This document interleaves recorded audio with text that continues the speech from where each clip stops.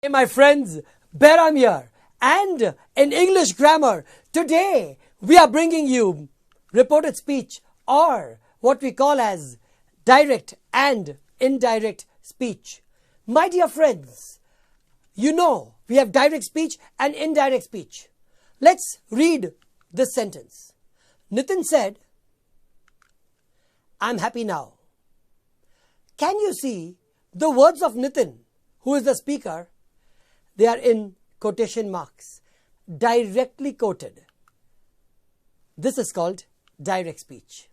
On the other hand, Nitin said that he was happy then.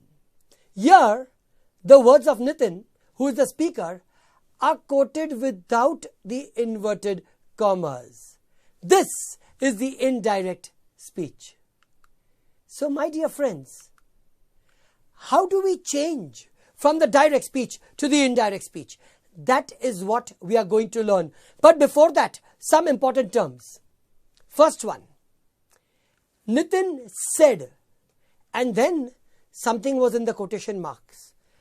Outside the quotation marks, there was the verb said.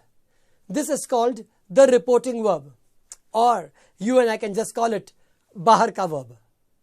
Example, Nitin said. The word said is the reporting verb. Fantastic, my friends.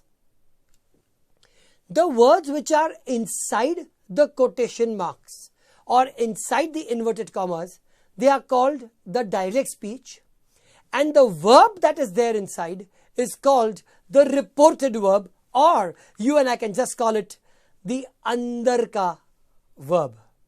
Yes, so am here is the reported verb or the andar ka verb. Are you clear about this, my friends? Absolutely fantastic. Now, let's move on and see how do we change from the direct to the indirect speech. And let's see the example. Once again, Nitin said, "I'm happy now." Indirect speech of this same is Nitin said that he was happy then. Now, my friends, here we are. Which are the changes that take place from the direct to the indirect with respect to or with reference to this sentence? First one, the change in punctuations.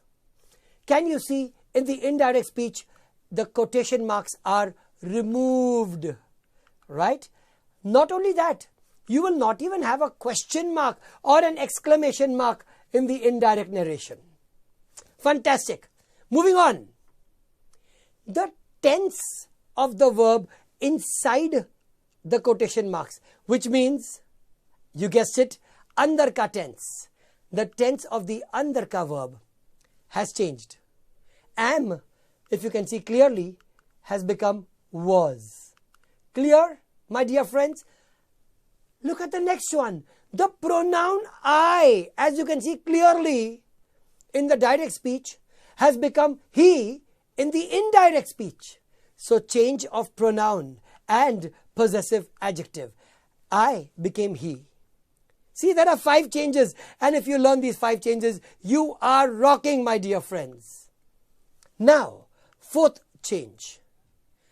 The comma that was there. Nitin said, comma, that comma has become that.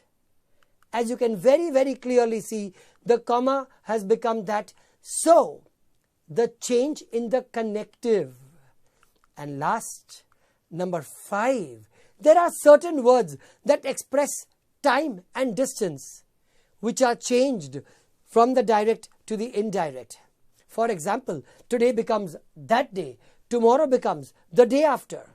Yesterday becomes the previous day or the day before.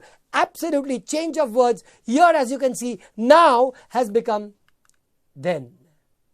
My dear friends, if we are able to know these 5 changes and how do they happen, as a general rule, you and I are rocking in the direct and the indirect speech. So I'm going to come back in the next module and I am going to do exactly that. How does the tense of the reported verb change? We are going to